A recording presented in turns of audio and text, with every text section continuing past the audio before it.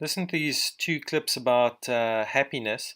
Obviously, the one is speaks about positive thinking, and the other one about nutrition and the importance of nutrition in keeping your body healthy, which then has an effect on your happiness.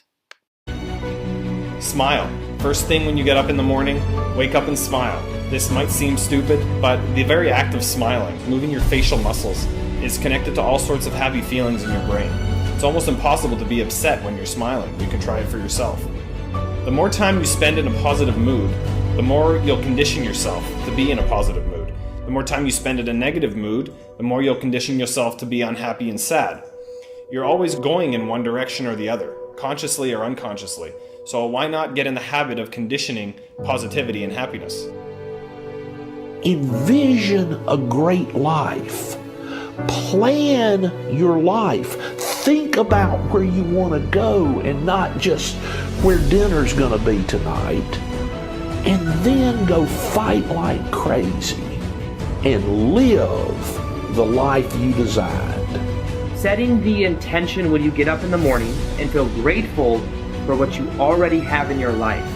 Decide who you want to become and become that person. Doesn't matter where you start, doesn't matter who you were born to. And so we have to fight that. We have to learn new ways to kick that out of your body. Now, on my website, I recommend certain Chinese herbs, also dietary things. There's lots of cruciferous vegetables, occasionally going on a cleanse. You know, I go on a cleanse like this year, a 30-day cleanse. So I come back to feeling my abs, I feel strong, my testosterone levels are 25% higher than what they were when I was a young man. But what we want to do is actually get to the cause of the problem, which is too much of these xenoestrogens in the body and helping to kick them out. Otherwise, the progesterone levels start dropping more and more. So there's, a lot of dynamics here, which is cleansing is one of the ways to find hormonal balance. But there's also a lack of knowledge of simple supplements that have a huge impact. And that's what I focus on in my website, is those things that are kind of under the radar. I'll give you one example. Lithium. Now, if you're bipolar, they give you lithium. And it only works if you give a person toxic doses. So now it's considered a drug. It's really just a mineral like calcium or magnesium. But when we eat sugar, carbohydrates, or we're under stress, or you happen to be a genius and your brain is working faster, you run out of lithium faster. So all of the great geniuses of history always had basically bipolar symptoms or obsessive compulsive symptoms or alcoholics and drug addicts, because their brain would become depleted using their genius. What happens, it depletes your body of these nutrients. We have to supplement because our food today is deficient in these extra minerals.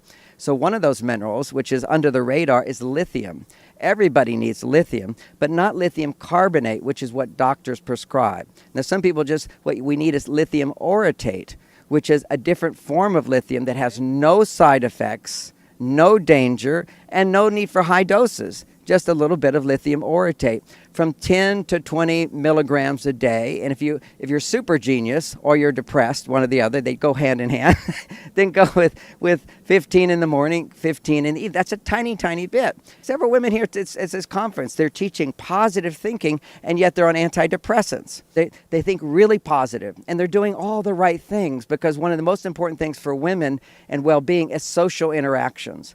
So they're very social, they're very family-oriented, there's a lot of support, they cook for each other, they help each other, and yet 1 out of 3 people in Utah, 1 out of 3 women is on an antidepressant.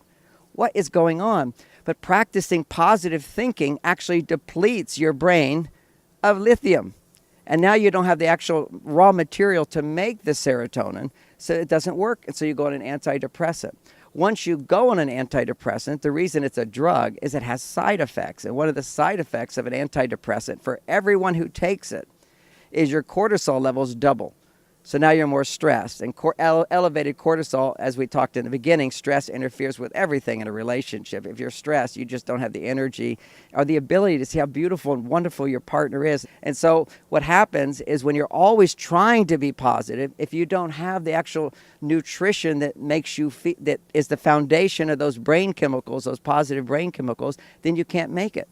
So that you take an antidepressant, not only does it raise your stress levels, so your body starts degenerating faster, but it changes your brain and it downregulates what's called serotonin receptor sites. So now your ability to be happy in the future over time gradually diminishes more and more. Taking super minerals, which I talk about as other minerals bonded to uric acid, It will cross the blood barrier, raise these receptor sites, and suddenly your brain functions in a way that can support your positive thinking.